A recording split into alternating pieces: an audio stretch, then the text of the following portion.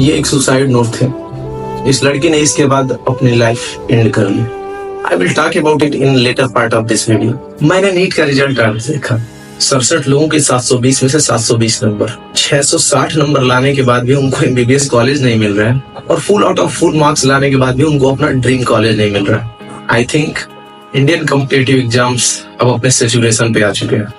मतलब 640 नंबर लाने वाला बच्चा खुद को लूजर समझ रहा है, फेलियर बता रहा है। मैंने जिस लड़की की तुमको सुसाइड नोट दिखाई, ये केवल बात एक लड़की की नहीं है। यहाँ पे हजारों स्टूडेंट्स ऐसे हैं। इंडिया में हर 42 मिनट में एक स्टूडेंट सुसाइड करता है।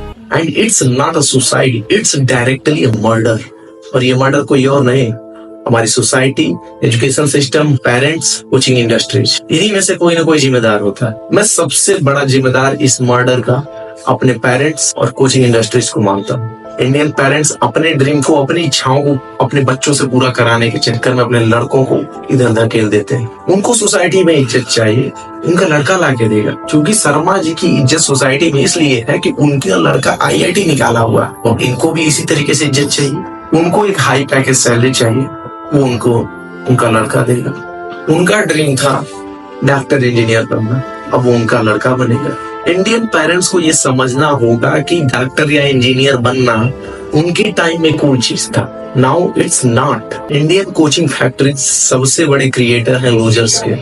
वहां पे मोटिवेटेड, इंथुजियास्टिक, कॉन्फिडेंट लड़का आता है और वो एक लूजर, अंडर कॉन्फिडेंट लड़का बन के निकलता है। 10 लड़कों को टॉप कराने के चक्कर में हजारों बच्चों को उनकी सेल्फ स्टीम, उनके कॉन्फिडेंस, उनकी लाइफ को बर्बाद कर देते हैं। मैं तुमको 95% उन एस्पिरेंट्स की स्टोरी बताता हूँ जो कि किसी भी एग्जाम की तैयारी करने के लिए कोटा, दिल्ली या अदर जगहों पे जाते हैं। जब वो लड़का अपना प्रिपरेशन स्टार्ट करता है, he is very enthusiastic, very confident, very motivated. उसको लगता है कि अब वो फोड़ ही देगा। वो कोचिंग्स के बोर्डिंग देखकर वहां पे खुद को विजुअलाइज करता है, ही इज द नेक्स्ट। शुरुआती वीक में वो काफी मेहनत भी करता है। जब उसके वीकली या मंथली टेस्ट स्टार्ट होते हैं, उन 1000 में से कोई 10 ही टॉप करता है। अब जो बाकी के 990 लड़के बचते हैं, उनका क्या?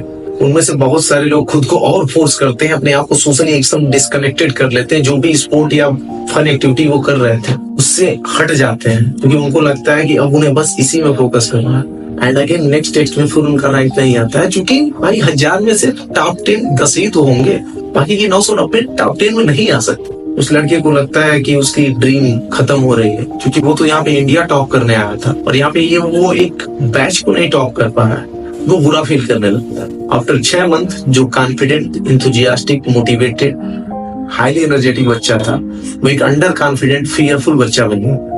कोचिंग में बैठता भी है, क्लास में बैठता भी है तो काफी अंडर कॉन्फिडेंट हो गए। एक फियर में जीता है कि कहीं उसे टीचर खड़ा ना कर दे, उससे कोई क्वेश्चन ना कर ले। वो अपने घर पे भी उस तरीके से बात नहीं कर पाता, क्योंकि उसको मालूम है कि पेरेंट्स जब उससे पूछेंगे कि बेटा तुम्हारा रैंक क्या आया, वो क्या जवाब देगा।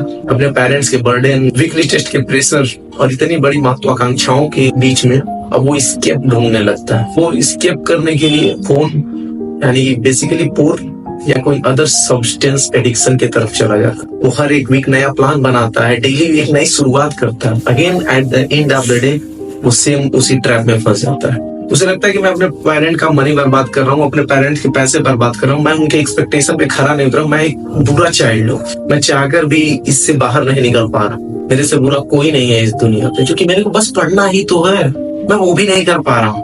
एंड उसे कोई होप नहीं दिखता, क्योंकि उसने अपना फिजिकल हेल्थ, अपना सोशल हेल्थ सब कुछ खत्म कर चुका होता है और वो अपने पेरेंट्स से भी नहीं बात कर पाता। He become isolated, alone person. And इसी सिचुएशन में बहुत सारे स्टूडेंट्स सुसाइड कर, जो स्टूडेंट सुसाइड नहीं भी करते हैं उनको भी नॉर्मल लाइफ जीने में काफी परेशानी होती है। मैंने फील किया है वो चीज कि अपने रिलेटिव से बात करने में, जहाँ सोशल गैदरिंग होती है वहां पे जाने में डर लगता है कि कहीं कोई पूछ ना दे कि एग्जाम का रिजल्ट का क्या हुआ, कैसी प्रिपरेशन चल रही है। हमेशा एक फियर में जीते हैं। एक छोटी से छोटी डिसीजन लेने में भी डर लगता है, क्योंकि एक अंदर कहीं ना कहीं सबकॉन्शियस में बन चुका है कि I am a loser, something is wrong with मी।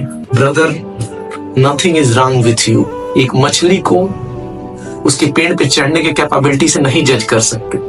मछली कितना भी ट्राई कर ले वो 100% देगी, एट द एंड रिग्रेट ही करेगी। उसे यही लगेगा कि मैं पेड़ पे नहीं चढ़ पा रहा हूँ। उस बंदर को देखो, वो कितनी आसानी से चढ़ जा रहा है। Something is wrong with me, but actuality is that nothing is wrong with you. She is a fish, I want, let her swim. इस चैनल पे मेरा एक मिशन है to help that broken guys. I want to show them a path of freedom.